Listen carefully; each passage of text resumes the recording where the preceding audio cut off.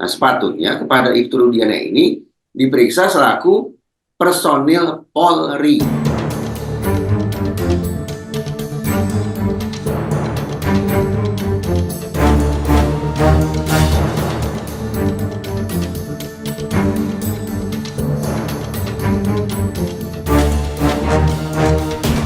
Kadif Humas Mabes Polri menyebut bahwa Rudiana selaku orang tua korban tidak melakukan pelanggaran etik apapun. Ya sudah jelas lah. Kalau Kadif Humas secara terbuka menyebut Ibtu Rudiana selaku orang tua korban, ya sudah jelas selaku orang tua korban tidak ada pelanggaran etik apapun yang dilakukan. Nah, sepatutnya kepada Ibtu Rudiana ini diperiksa selaku personil Polri. Ya. Dan saya juga tidak tahu apakah simpulan bahwa tidak ada pelanggaran etik apapun itu dibangun murni berdasarkan pemeriksaan secara objektif ataukah berdasarkan belas iba antara satu personil polisi terhadap personil polisi lainnya. Belas iba yang ditunjukkan, simpati yang diberikan oleh Propam dan Irwasum kepada anggota Polri bernama Rudiana, Ibtu Rudiana. Saya tidak tahu seberapa jauh kemungkinan itu bermain-main di kepala para pemeriksa. Tetapi apa boleh buat, setelah saya menyimak simpulan dari Kadif Humas Mabes Polri, saya tanda petik harus meminta maaf ini kepada Ibtu Rudiana karena sudah berburuk sangka terhadap dia. Justru pengumuman dari Kadif Humas Mabes Polri seolah menunjukkan bahwa Ibtu Rudiana ini adalah contoh personil Polri yang teladan, yang harus dapat penghargaan. Yang sayangnya tahun ini ternyata tidak mendapatkan Google Award. Mudah-mudahan tahun-tahun berikutnya dia akan dapat Google Award. Mudah-mudahan. Nah, dari situ yang saya katakan, selesai sudah diskusi kita, perdebatan kita tentang Ibtu Rudiana. Rudiana selaku orang tua korban yang sudah disimpulkan tidak melakukan pelanggaran etik apapun. Tadi saya katakan, saya sudah minta maaf lah ke Ibtu Rudiana.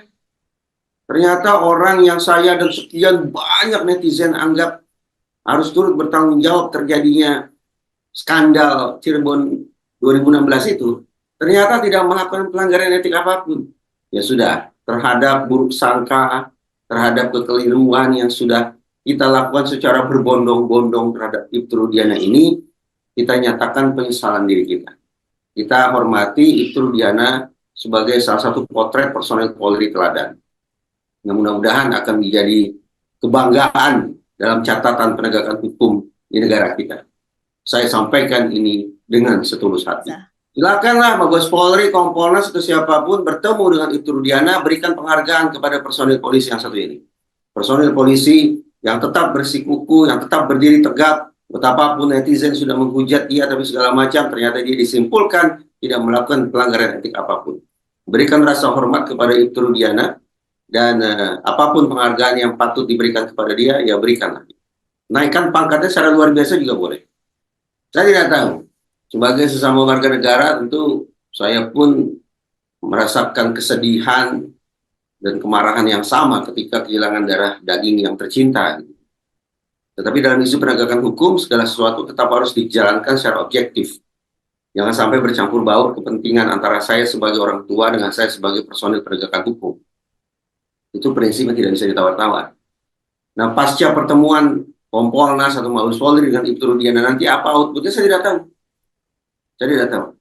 Justru yang saya bayangkan bahwa Kompolnas dan Mabes Polri akan memberikan tepuk tangan riuh karena sudah berkesempatan bertemu dengan seorang personil yang sangat istimewa.